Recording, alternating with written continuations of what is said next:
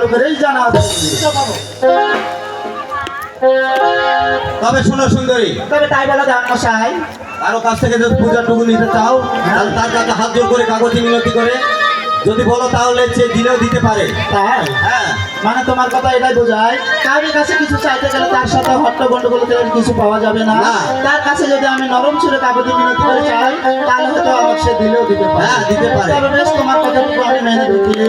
তাই বলতেছি ওই চন্দ্রশেখর, এই যে জোর হাতে অনুরোধ করে বলতেছি তুমি আমাকে মা মনসার পুজোটুকু দাও, দিয়ে তোমার যেটাই খুশি সেখানেই চলে যাও। আমাকে পুজো দিতে হবে তোমাকে। হ্যাঁ চচ্ছদা, আর যদি পুজো না দেয় তবে যে জন্মে আমার বিয়ে হবে না চচ্ছদা গো। তাই নাকি?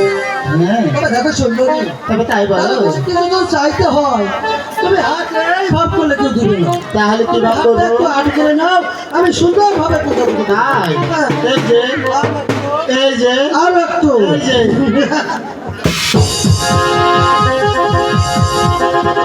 তবে কি চন্দ্রশেখর, হ্যাঁ, তোমাকে পুজো দিব বলে। তুমি আমার হস্ত বন্ধন করলে পুজো দিবে বলে? হ্যাঁ, এই যে পূজা লওয়ার আমার সাধনায়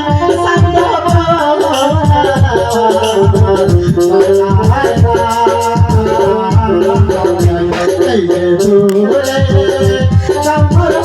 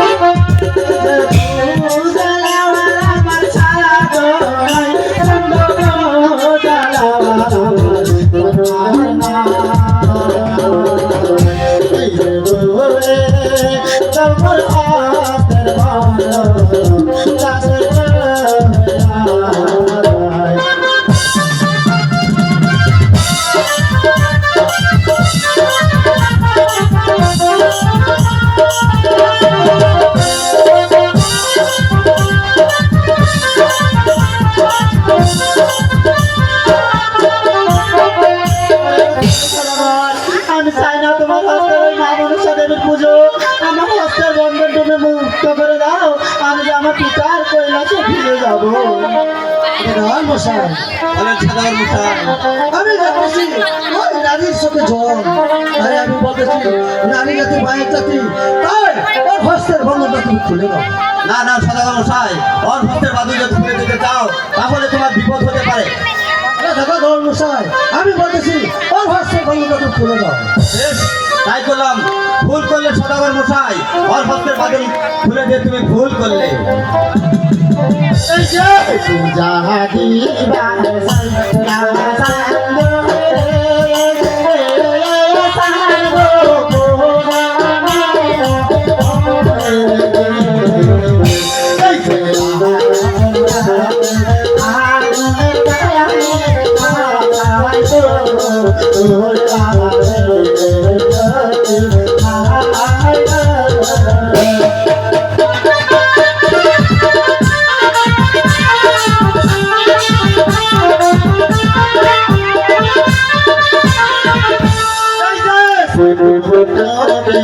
খাইব সাধুরে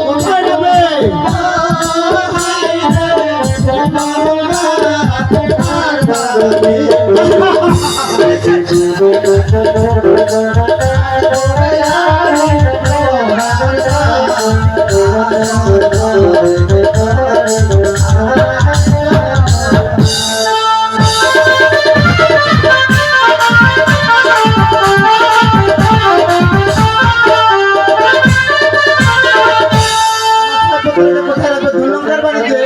শাসা পুত্রকে রাখবে কোথায়? লোহার বাসে ঘরে। আর তাই যদি হবে তাহলে আমার মনোবাসনা পূর্ণ হবে। তবে দেখো চন্দ্রসদাগর, তুমি এখান থেকে যেতে পারবে না। তুমি যদি এখান থেকে যেতে চাও তাহলে আমার সঙ্গে যুদ্ধ করে তবেই তোমাকে যেতে হবে। যুদ্ধ করতে হবে? হ্যাঁ। তাহলে তুমি নারী ভাবে যদি যুদ্ধ করে পাও, আমি পুরুষ হতে পারবো। যাও। আর একটা তুই দম কর। এই যে সাহা আবদান করে রে